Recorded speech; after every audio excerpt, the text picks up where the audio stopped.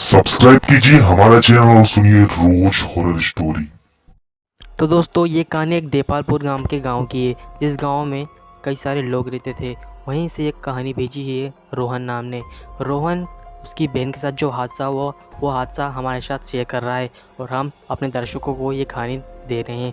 तो गाइस कहानी ऐसी है, एक गांव था जिसका नाम देपालपुर था। उस गांव में रोहन, उसकी बहन पूनम, उसकी दोस्त गीता और सरपंच और काफ़ी सारे लोग रहते थे अपने माता पिता के साथ। वो लोग शाम के टाइम पूनम, गीता अपने दोस्तों के साथ गेम्स खेल रहे थे, काफ़ी इन्जॉय कर रहे थे।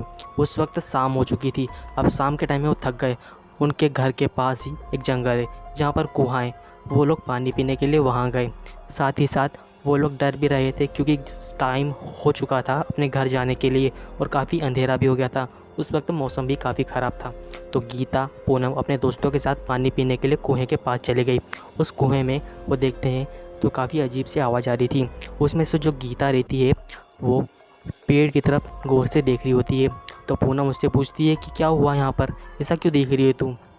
उस वक्त कहती है कि मुझे वहाँ पर कुछ अजीब सा लग रहा है। उस वक्त पूनम पूछती है कि तुझे क्या अजीब लग रहा, हमें तो कुछ अजीब नहीं लग रहा। उस वक्त वो लोग पानी पीते हैं और गीता का मजाक उड़ाते वक्त पूनम अपने दोस्तों के साथ घर चले जाते हैं।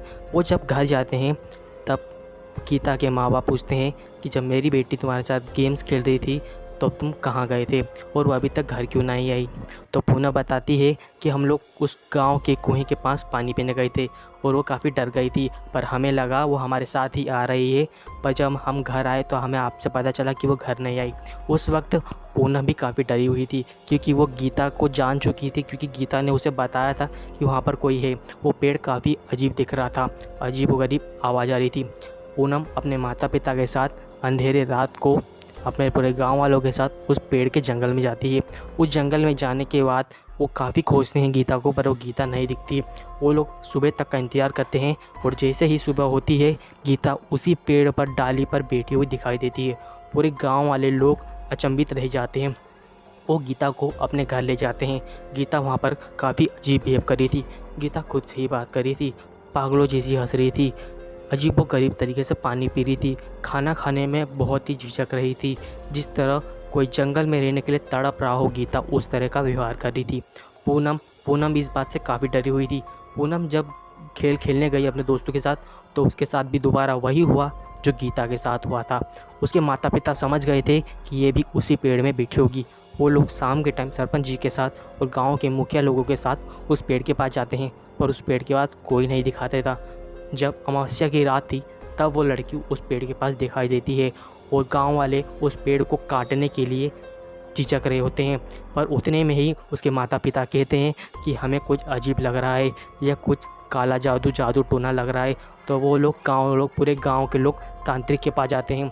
उस तांत्रिक कहता है कि इस पेड़ में आत्मा का साया है, ये तुम्हारी बेटी को आसानी से नहीं छोड़ेगा, तुम्हें कुछ ना कुछ करना पड़ेगा। तब गीता के माता पिता, पूनम के माता पिता काफ़ी निर्दय होके सरपंच से कहते हैं कि हमारी बेटी को बचा लीजिए, हमारी इकलौती बेटी है और हमारा केवल एक ही बेटा है। इस तरह से हाथ पैर जोड़ते हुए वो सरपंच जी से कहते हैं। सरपंच जी कहते हैं जी हाँ, ये हमारी भी बेटियां हैं, हमारा भी गांव है, हमें भी अपने परिवार को सुरक्षित रखना है। परंतु वो तांत्रिक कहता है कि तुम्हें इस पेड़ से इस गाँव को बचाना ही होगा। उतने में ही अमावस्या की रात चालू होती है। रात के 12 बजे ठीक पेड़ कहता है मैं इन्हें जिंदा नहीं छोड़ूंगा, मैं इन्हें अपने साथ ही रखूँगा। उतने में पूरे गांव के लोग डर जाते हैं और कहते हैं भागो। पूरे गांव के लोग भाग रहे होते हैं, परंतु सरपंच को उस पेड़ जकड़ लेता है।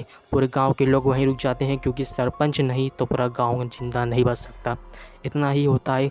उतने में जो तांत्रिक कहता है कि इस पेड़ को जला दो या काट दो। उतने में गाँव के सभी लोग पेड़ को जलाने और काट देते हैं। गाँव तबाह हो जाता है। गांव की हत्या उसी दिन से चालू हो जाती है। कुछ दिन बीतते हैं, गांव में किसी की मौत हो रही है, किसी को बहुत ही भयंकर बीमारी हो रही है, कोई अपने आप से बात करने लग जाता है। गांव पे एक श्राप लग गया था कि इस गांव में कोई भी खुश नहीं रह पाएगा। अब रोहन अपनी बहन से ये कहानी सुनता है और हमें बताता है। गाइस ये थी हमारी कहानी जो हमें रोहन ने भेजी थी देपालपुर से। तो गाइस अगर आपको वीडियो पसंद आई हो तो वीडियो को लाइक, सब्सक्राइब एंड शेयर जरूर करें। मिलते हैं जल्द ही नई वीडियो में। जब तक के लिए थैंक्स फॉर वॉचिंग।